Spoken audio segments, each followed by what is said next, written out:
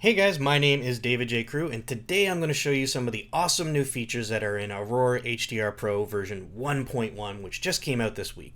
So, first thing I want to show you guys is the improvements and enhancement we've made to Aperture. So when you're using Aurora as a plugin from Aperture, previously you can only select one file. Now we can grab all three of these guys, and through the same process, use Edit with Plugin, go to Aurora HDR Pro, and in a couple of moments, it will have gone through its regular process and have merged all three of these files, as you can see right here, to create a brand new file.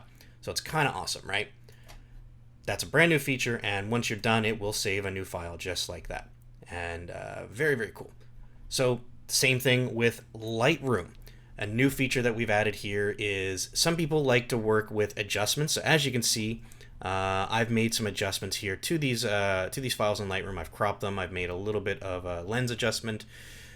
Previously, when you exported from Lightroom and merged your files, it would just operate from the raw and it would ignore any changes. And now we have the option, as you can see when I right-click and go to Export, to use the TIFF with Lightroom Adjustments. This will save any of these changes or apply any changes you've made to the raw files and keep those in mind when it's merging a new HDR. So again, we are going to do that right now to show you how it looks.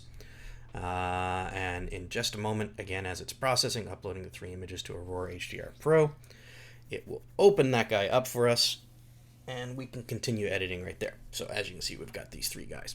So that's about it from there. I'm going to open the application as a standalone to show you some of the more awesome new features. So I'm just going to minimize these guys, minimize that, and we're just going to open Aurora HDR Pro.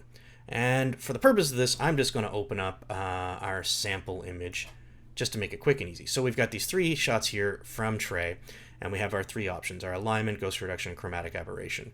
Now, not much has changed other than the fact that our ghost reduction is insanely more powerful now. So the algorithms for these have been significantly improved, and now there's a really cool new function where you can select a reference image. So an image like this, we've got some motion in the streets, and the cars are moving and people are in there. So normally it would go through and just kind of do things on its own. It now will let you choose a sample image or a reference image to be your baseline for your ghost reduction. So things that kind of aren't in line with this image, it will get rid of. It's kind of amazing.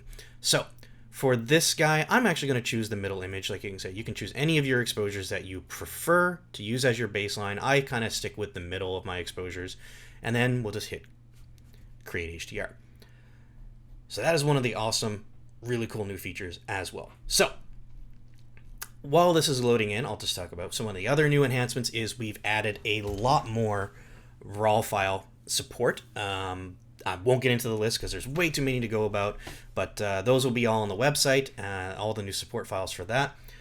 Okay, and here we've got our merged HDR. So here's one of the awesome new features. So first things first is moving left to right.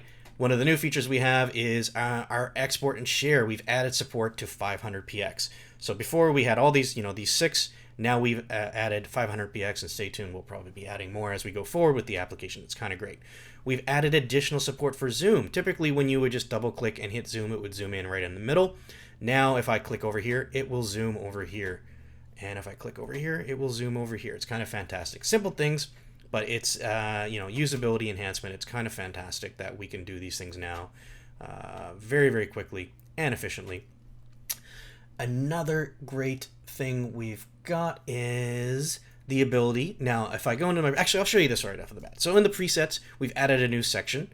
So we have realistic HDR. And if you know me, you know I love to keep things a little more realistic. So I'm just going to choose this guy right now. Actually, I want to make it a little darker. I'm going to choose this dark light one.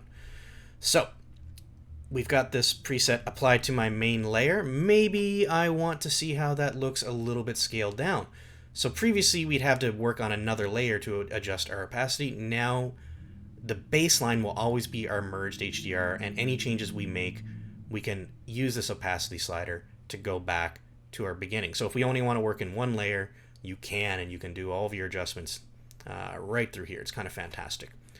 On top of that, let's just say we do work with multiple layers, and I make another incredible change. So let's go to the basic bright.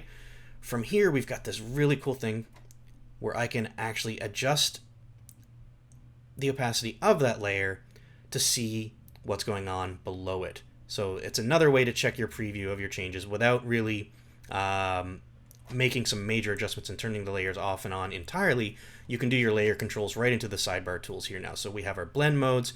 We can control our source images right here, including our original files or the original merged HDR, which is one of the other really, really cool things too. If you're working with a whole bunch of layers and you want to go back and maybe pull something in from the original on your bottom layer, you can pull that in right here.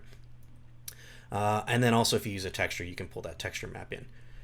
Now, another cool new feature that's brought in is we have enhancements, and some pretty significant enhancements to our HDR denoise.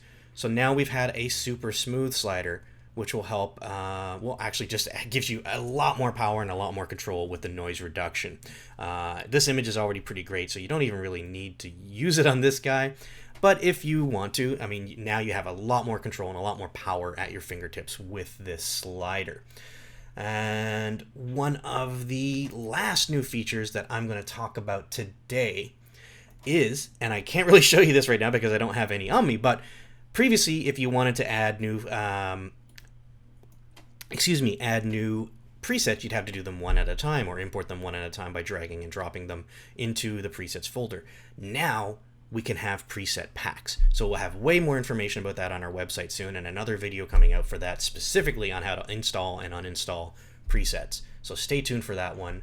And that's about it for now. We've got a bunch more keyboard shortcuts, but that'll be in another video as well, where we'll go over nothing but all the keyboard shortcuts.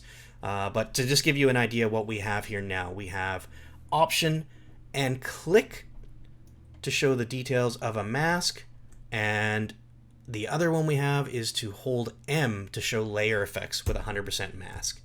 So it's kind of cool. Just like that. That's it. I hope you enjoyed this video, and stay tuned for more coming up soon.